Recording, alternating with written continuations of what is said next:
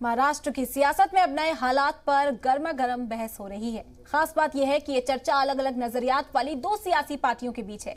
ये पार्टियां हैं राष्ट्रवादी कांग्रेस पार्टी और असदुद्दीन ओवैसी की एमआईएम। जी हां, एमआईएम रुकने पार्लियामेंट इम्तियाज जलील ने एनसीपी को यह ऑफर दिया है। इस बात की जानकारी खुद रुकने पार्लियामेंट जलील ने मीडिया को दी। जलील ने यह भी कहा कि वो पेशकश वजीर सेहत राजेश टोपे के साथ मीटिंग के दौरान की गई।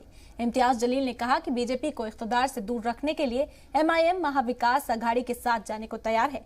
अब क्या शिवसेना हमारे साथ आने को तैयार है?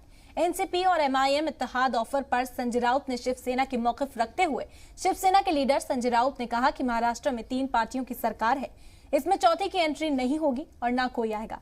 उन्होंने कहा कि शिवसेना छत्रपति शिवाजी महाराज की राह पर चलेगी। औरंगजेब के कब्र पर झुकने वालों से शिवसेना का इत्तेहाद नहीं हो सकता, ऐसा आप सोच भी कैसे सकते हैं?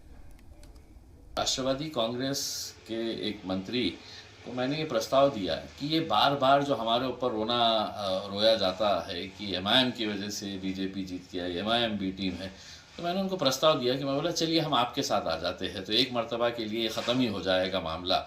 हम आपकी जो महाराष्ट्र में कांग्रेस है, एनसीपी है, हम उनके साथ आते हैं तो ये इल्ज़ाम हमारे ऊपर से परमानेंट हट जाएगा करके, तो ये प्रस्ताव मैंने इस हिसाब से उनको दिया है। ऐसे भी ये सारे लोग एक ही है और एमआईएम अगर इनके साथ जुड़ता है तो कोई हमको फर्क नहीं पड़ता। इसका कारण लोगों का विश्वास मोदी जी पर है। लोग मोदी जी को देखकर हमको वोट करते हैं, हमारे काम को देखकर वोट करते हैं। ये सारे साथ में आ जाए तो भी फर्क नहीं पड़ता। अब इतना ही देखना है कि शिवसेना और एमआईएम किस प्रकार से साथ में आते हैं। मुझे लगता है वैसे भी शिवसेना ने अजान स्पर्धा शुरू कर दी है, जनाब बाला साहब ठाकरे कहना शुरू कर दिया है, तो शायद आ भी सकते। इम्तियाज जलील जी मेंबर ऑफ पार्लियामेंट है, हमारी भी उनकी दिल्ली में मुलाकात होती है। किसी के साथ मुलाकात होगी उसका मतलब अलायंस हो गया, ऐसा नहीं होता है। बात ऐसी है, महाराष्ट्र में 3 पार्टी की सरकार है, शिवसेना, कांग्रेस और राष्ट्रवादी कांग्रेस पार्टी। चौथा उसमें कोई नहीं आएगा, 3 ही रहेंगे। दूसरी बात है एमआईएम, छत्रपति शिवाजी महाराज और छत्रपति संभाजी महाराज ये हमेशा महाराष्ट्र के युग पुरुष और आदर्श रहे।